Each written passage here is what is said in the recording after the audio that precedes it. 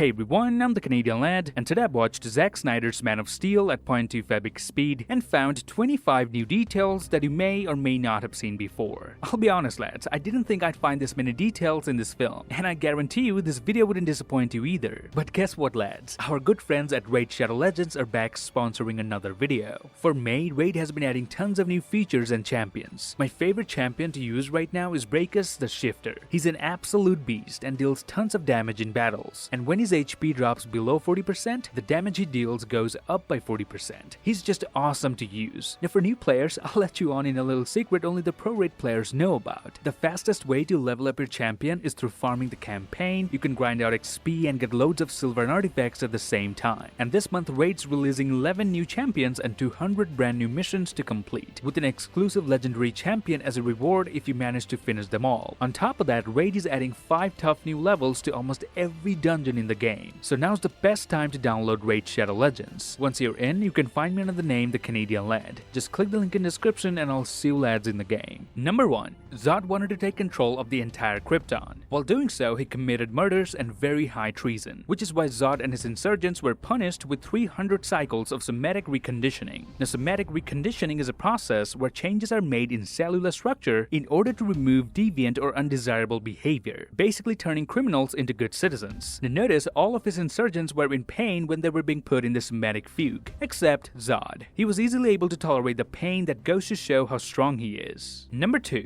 Clark's father Jonathan tells young Clark to keep his superpowers a secret, but notice he says when the world finds out what you can do, it's gonna change everything. When the world finds out what you can do, it's going to change everything. He doesn't say if, he says when the world finds out, meaning he could sense it already that the superpowers his son possesses will not remain a secret to the world. Number 3. When Clark was just a kid, his powers started to manifest and it overwhelms him. He runs away from his class and locks himself in a room, but he still keeps hearing how everybody is judging him. So the teacher called his mother, who had no other options. And notice what his mother tells him here. Focus on my voice.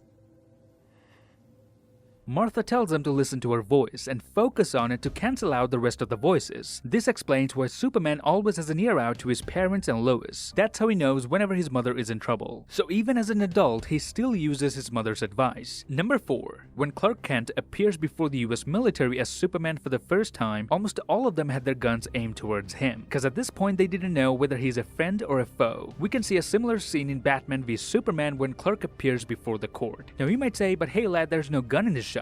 Well, that's the point. Both of the scenes were shot from a similar angle to imply that guns aren't the only weapons. The ways the media can destroy a person could bring a lot more destruction than a gun ever could. Number 5. When 2 Kryptonian soldiers were fighting Superman, the US sent its military to kill them all. Now one of those Kryptonian soldiers jumps towards this aircraft and kills the pilot. But notice he literally crashes the head of the pilot. One may think the pilot got pulverized because of being hit by the airplane, but if you watch it in slow motion, you can actually see his body was already crushed when the first punch landed on him. Number 6. In the final fight, General Zod and Superman end up crashing into a satellite. Now if I slow down the playback and zoom in, you can see this very subtle Wayne Enterprises logo. Zack Snyder made another reference to Bruce Wayne's satellites in the Snyder Cut. You have a satellite? I have 6. So I guess Bruce had 7, but after this happened, he now only has 6. Number 7. This one is my favorite detail from the film. Superman kills General Zod by snapping his neck. Now this is not just Superman killing Zod. Instead, this marks the rebirth of Kal-El as Superman. Let me explain. Just before this scene, planet Earth went through some incredible destruction. So Earth metaphorically undergoes contractions to give birth to Superman, mirroring what women actually go through in labor. Even the editing and the score are similar to the initial birth scene. Now I can't play both of the scenes with audio for copyright reasons, but if you watch both of the scenes later, not only the camera angles are similar, but the background score is similar as well. So this neck snapping scene is meant to be the rebirth of Kal-El as Superman. Number 8. The early scenes of this movie are set on Krypton. Now if you notice in the background, at one point we see the shattered moon. In the comics, a scientist accidentally blew up the moon, prompting Krypton to ban space travel. However, Snyder had an entirely different reason behind the broken moon of Krypton. In Snyder's mind, the moon had been destroyed by Doomsday ages ago, ago. This doesn't go along with the comics, but works within the world Snyder has created. This was intended to foreshadow the existence of Superman's most dangerous villain. Number 9. In the final fight, a destroyed bus is numbered 6370. This may seem like a random number, but it isn't. This is the same number of kilometers the world engine's gravity beam would have traveled, because Earth's radius is also 6,370 kilometers. Number 10. General Zod throws Superman into a sign that says, "This job has worked 106 days without an accident." But as soon as Superman hits the sign, the 1 and 6 come off, resetting the counter back to 0. And the building where it happens belongs to LexCorp. So 2 details in one scene. Number 11. Henry Cavill was asked to shave his chest for the scene where this oil rig collapses. However, he refused, saying that Superman had chest hair. Henry was talking about this famous Death of Superman graphic novel as a reference. Isn't it just amazing when actors themselves are a fan of the source material? Number 12. When Clark discovers his full potential and becomes Superman for the first time, initially we can see him breaking the sound barrier.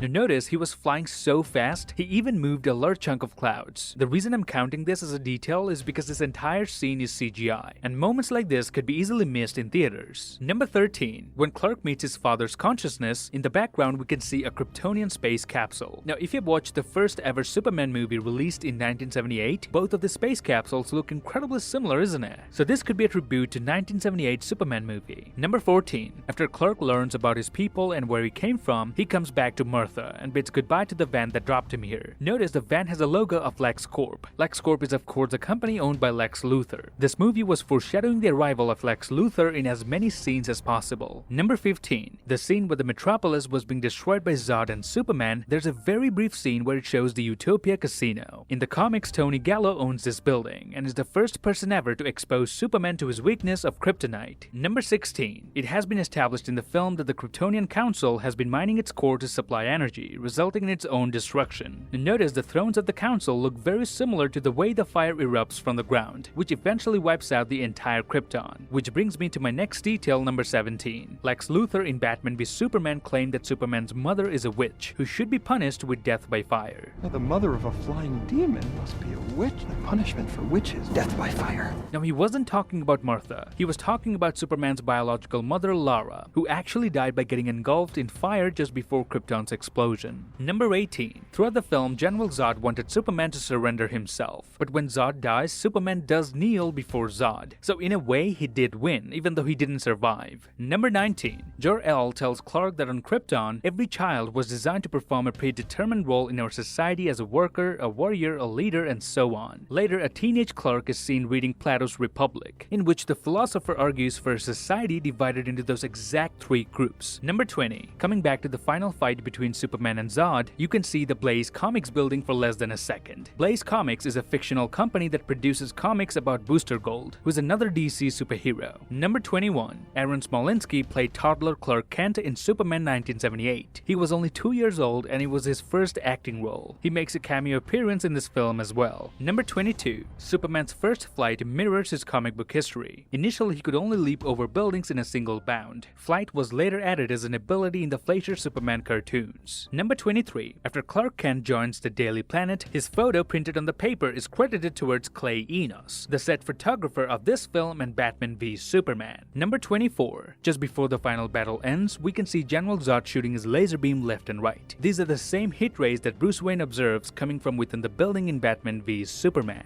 Honestly, the only reason I'm including this detail is because I'm a massive fan of continuity details. Number 25. When Clark returns home to Martha, we get a shot of a butterfly trapped in a chain. Zack Snyder made a callback to this scene in the Snyder Cut, where a butterfly is now free, implying in Man of Steel Superman was carrying his burdens, but in Zack Snyder's Justice League he's now free. Now if you're wondering what sort of burden did Superman have in this film, let me explain that as well. In the words of Lex Luthor, who said to Superman, "I don't hate the sinner, I hate the sin, and yours, my friend, is existing." So Superman's very existence was the burden. His survival meant the death of his parents. His very presence on this planet brought incredible amount of destruction, and he had to let his father die to hide his powers. course. So his life before the Snyder Cut was pretty much a mess, just like this butterfly. And that's it. This would be my breakdown of Zack Snyder's Man of Steel at 0.2 fabric speed, and I hope I was able to give you lads a few new details that I didn't see before. Now looking at the way the DCU started and the way things changed in the Snyder Cut, it's a bummer we'll never be able to see what Snyder had envisioned for the future. But I guess there's always hope. Now if you like this video, then please give me a thumbs up and grab the subscribe button if you haven't already. Follow me on Instagram and Twitter to get updates about my videos. Till then, I'll see you lads in the next one.